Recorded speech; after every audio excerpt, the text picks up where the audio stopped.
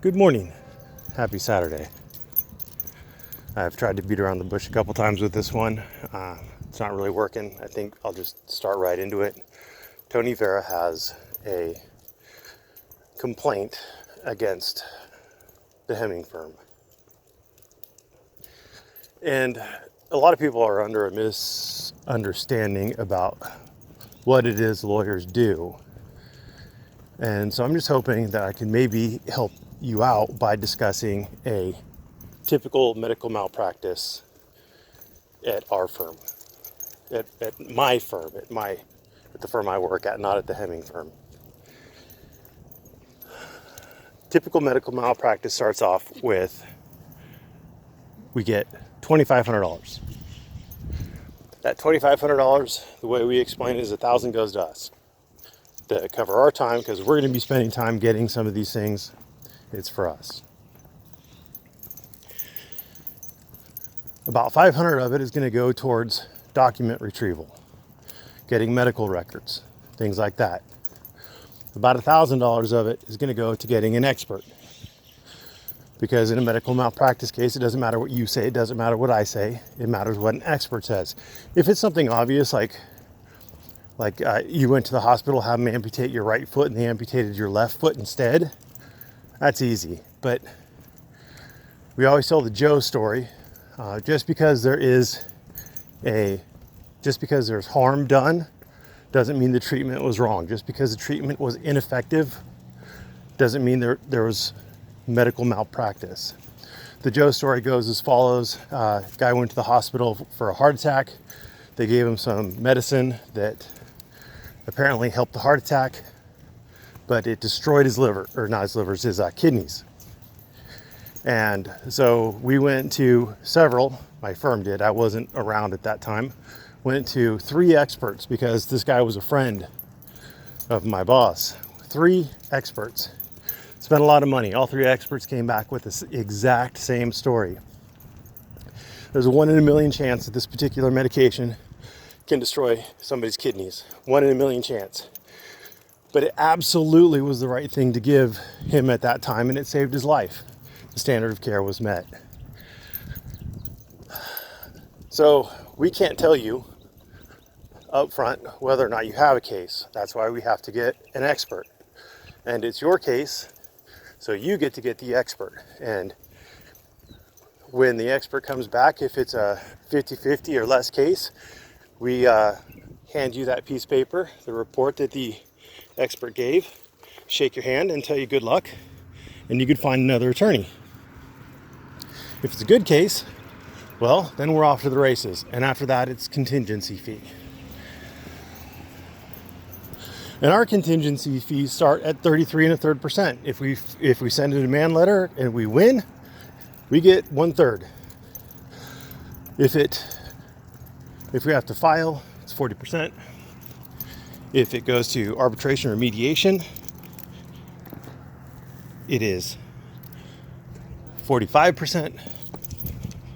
And if it goes to trial, to jury trial, it's 50%. You may say to yourself, well, that is awfully expensive, John. That is really expensive. I can't believe how expensive that is. And well, here's why it's so expensive. Because there are reasons why it's so expensive. Civil suits can go as fast or as slow as either party wants it to go. It only goes as fast as the person who wants to slow it down will allow it to go. They can drag on for a long time. And you can throw a lot of motions at people. And motions have to be responded to. You can throw a lot of discovery at people. And discovery takes a lot of time to respond to. There's a form, it's a judicial council pleading form for California called form interrogatories. General. There's several of them, but just look at the general one. Just look at how many boxes they could check, how much they can ask you for. In addition to those form interrogatories with all the information that they could ask you for, there are also things called special interrogatories. And you could do 35 of those unless you need more, in which case you can say that you need more. Then there are requests for admission. I'm crossing here, guys. There are requests for admission. There are requests for the production of documents. There are depositions. All these can get expensive. All these can take a lot of time. I spent on a relatively small personal injury case a couple weeks ago, between chasing the client down to try to get the client to give me all the information I needed, just responding to, it was, I think, 18 special interrogatories. There's a lot of the general form interrogatories. And there was, I think, 12 different requests for production of documents. Just chasing her around on that, getting it all into the right form, doing the objections to the things that were objectionable, etc., etc. I probably spent a grand total of 15 hours. On a different case, on a medical malpractice case, there was a motion for summary judgment that this week I spent about 20 different hours. The medical records that I had to review, so the expert reviews them and he gave me his little synopsis, but I still have to go through all the medical records to see any inconsistencies or errors or anything like that.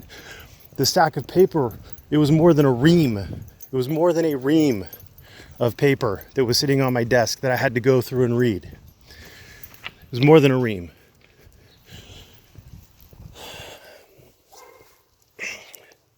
And there's the local rules of court for the county that this was in. There are the California rules of court you have to comply with. There are all the Code of Civil Procedure rules you have to comply with. I mean, there's a lot that goes on. So just, for example, just the opposition to the motion for summary judgment. 20 hours, if I was working in a family law case, just responding to that motion by itself, in my firm, we would have billed $7,000. We would have billed $7,000 for that.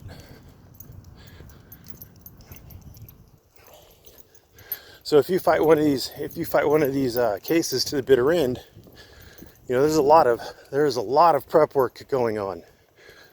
And if you write a good initial demand letter, there's still an hour to 2 hours of prep work right there, because you're putting in exhibits, you're researching case law, just a peremptory research of case law without having done discovery yet.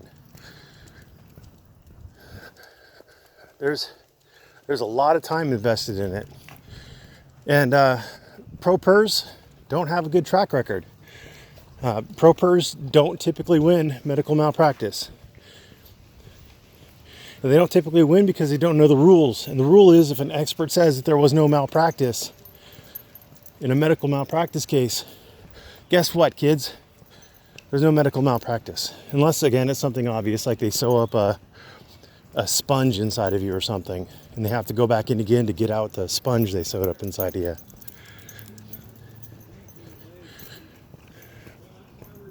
So that, in fact, we had pro pers come in a week or 2 weeks ago, wanting to retain us. The son had a pacemaker put in and left in that didn't help.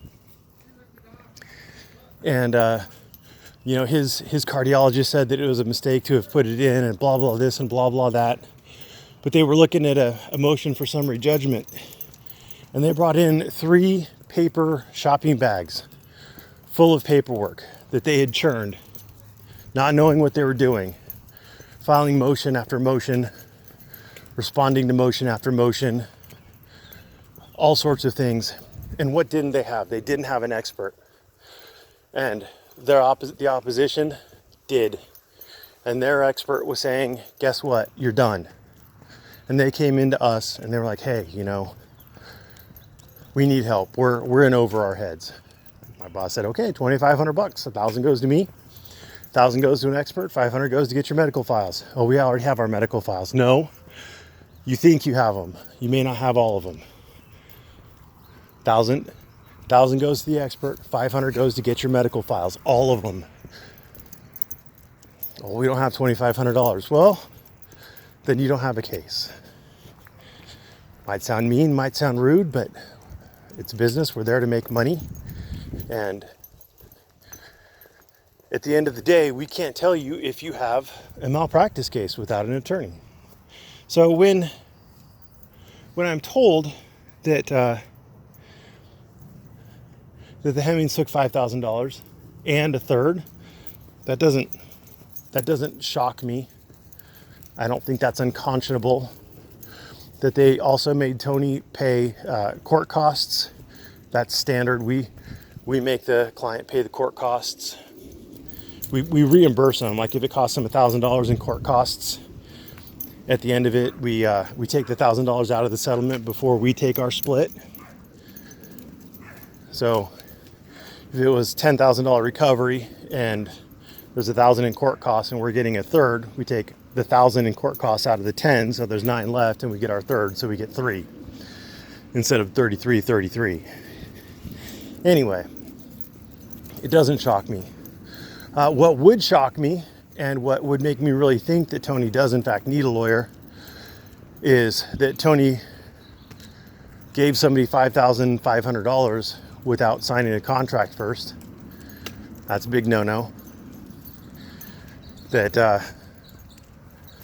Yeah, I mean, you don't sign a contract. I'm not saying that's the lawyer's fault. I mean, that's just generally, you don't give someone that kind of money without a contract. Statute of frauds kicks in. Anyway, so remedies. There's really, the state bar is only going to look at ethics issues, and I mean, it might not hurt to file a claim, but if you think there's a claim, that's the way to go. Or if you think there's an ethics issue, that might be a way to go.